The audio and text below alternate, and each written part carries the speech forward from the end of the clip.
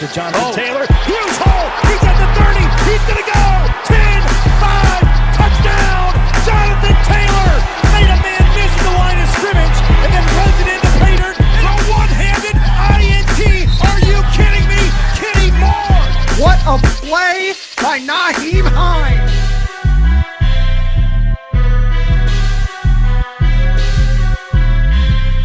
Horseshoe is back, baby. The horseshoe is back. What's going on, Colts Nation? Welcome back to another episode of the Bring the Juice Colts podcast. We got another video on Carson Wentz for you guys, if you haven't already seen by the title. And today we have on another special guest, Mr. Colts Talk himself. Everybody's been talking about Carson Wentz. You've had some things to say on your channel. By the way, if you guys haven't already, be sure to go check this man out, Colts Talk on YouTube. He's already at over 1,300 subs. Let's get him to 1,500 by the end of the night. How about that? So let's see, guys. We got to talk here a little bit more about Carson Wentz. And the big question is now, how much does Carson Wentz help the Indianapolis Colts get further into what they were this past year in 2020? Does Carson Wentz make them Super Bowl contenders? Mr. Colts Talk, what's your opinion on this, man? Does Carson Wentz make them any more legit than what they were just a few months ago? In my opinion, I say yes. Due to him being younger and actually having a possibility of being a dual threat, I think it opens the offense up way more than it did with Phillip Rivers. When you have Phillip Rivers, you know, he was pocket presence and he couldn't get out of the pocket even if the pocket was collapsing. You have a guy like Carson Wentz who's shown you play action ability and is mobile. It's going to be very scary for defense to try to figure out what he's going to do next. So I feel like that opens up the game for the offense, for the air, for the passing game, and definitely the run game. You got a guy like Jonathan Taylor, Nyheim Hines coming back. So we're going to try to keep the defenses on their toes next year. And I feel like having Carson Wentz that can be a gunslinger if needed can definitely help that. So, yeah, Super Bowl contenders for sure. Yeah, I mean, we know that the Eagles in 2017 loved to run the RPO offense. Even with Nick Foles, that's what they often did a lot of, because even then Nick Foles was kind of a mobile quarterback. You can use him in a lot of different ways. I think that even last year with Phillip Rivers, they were still running RPOs with Frank Reich. And I think now people have to respect Carson Wentz's ability to actually roll out. So I totally expect to see that. And my argument with this is that, does Carson Wentz make them Super Bowl contenders? See, I have an issue with actually saying that because I felt the Indianapolis Colts were Super Bowl contenders already before Carson Wentz even came in. Because Emmanuel Eko came out the other day and brought up some really good points. What do you need to be a really good team? What do you need to be a Super Bowl contender? Well, you have to have a top 10 defense. Most of the time, if you want to get very far, you have to have a good defense to maintain ball control. And oh, wait, guess what? The Indianapolis Colts have a top 10 defense right now. Some pieces in the secondary that need to be worked out and on the defensive line, but I'm sure Ballard's going to fix that up. And then what do you have to have? You also have to have a good run game. The Indianapolis Colts in the last 6 weeks of the season, second best running back in the NFL in Jonathan Taylor, only behind Derrick Henry. So you have that. You have a plethora of young weapons that are going to be healthy this next year for Carson Wentz to try to utilize. I think Paris Campbell, if he stays healthy this year, and God forbid he has to have another injury. I mean, he's been very unfortunate last season with that destroyed knee. If he were to stay healthy, he might actually be the new D-Jax for Carson Wentz. Just that guy can just throw it up and just let the speed take care of the rest. I love what I can see from him. I mean, ultimately, it's how effective is Carson Wentz going to be through the rest of this, right? I mean, people have been – and first of all, let me get your reaction to, like, the leadership thing, because I've heard a lot of people say – you know, he's been a cancer to the locker room, or he doesn't really like competition. There's questions about his leadership and things like that. Some of the reasons why they say he got chased out of Philadelphia. I mean, do you buy into that? Do you really think that that's on Wentz, or do you think that's been more of just the media telling that story?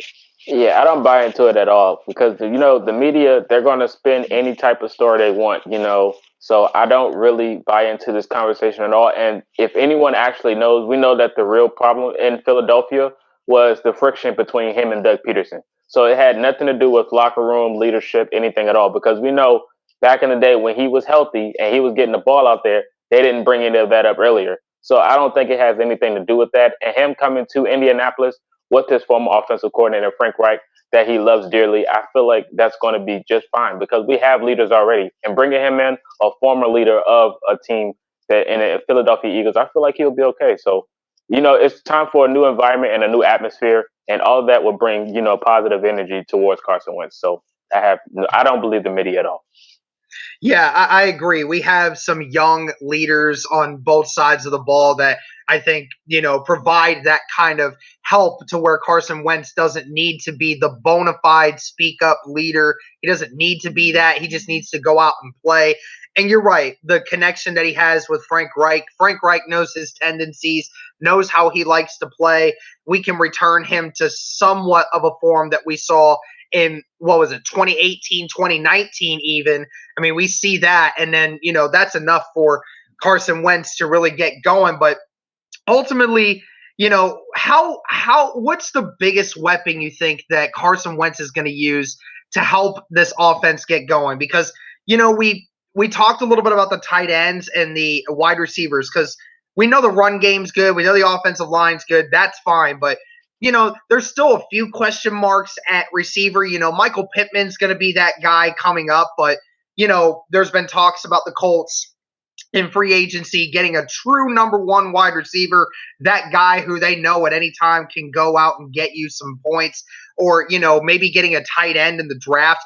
I've heard a lot of people say if Kyle Pitts were to happen to fall somehow to 21, then Ballard should just get him because, he's one of the greatest tight ends that we've seen come out of the draft in a while.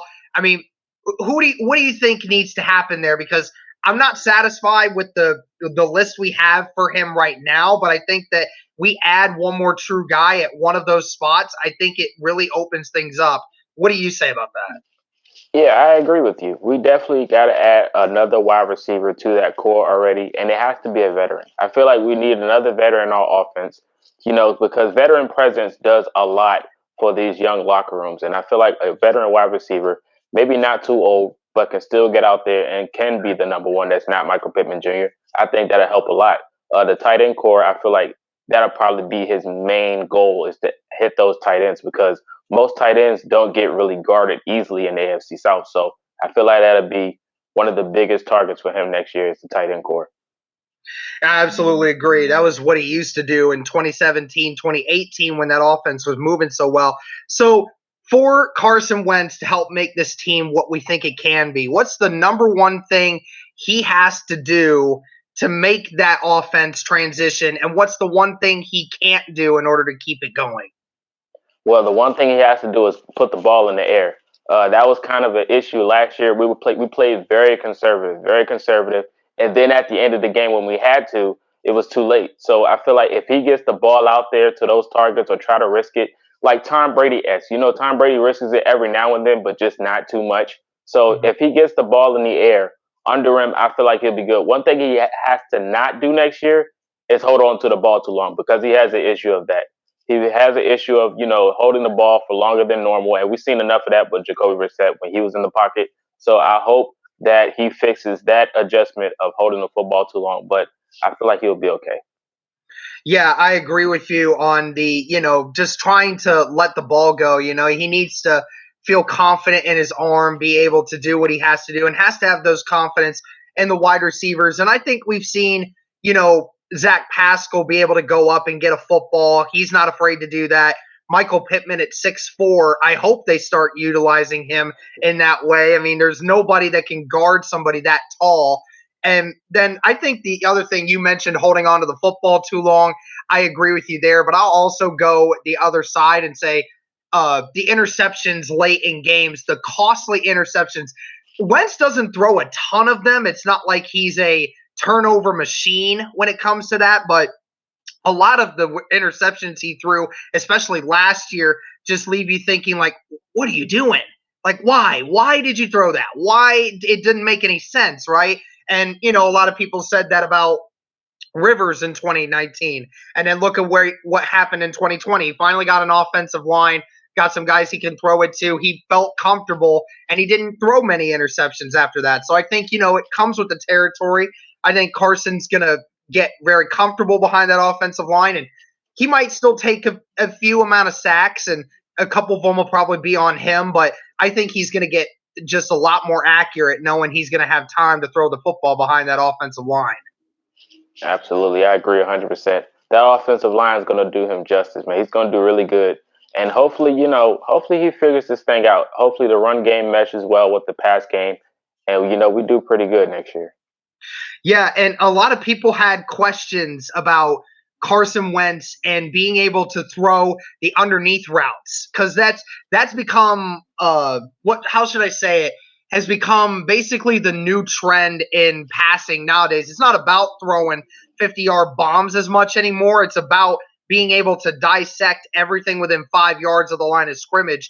And people said he had issues with that last year, but then again, he had issues with everything last year. So, I don't know really whether or not to take that, but considering how much the Colts love to do the drag routes, the under routes, the crosses across the middle of the field, do you think Wentz will be able to learn to do that more often this year?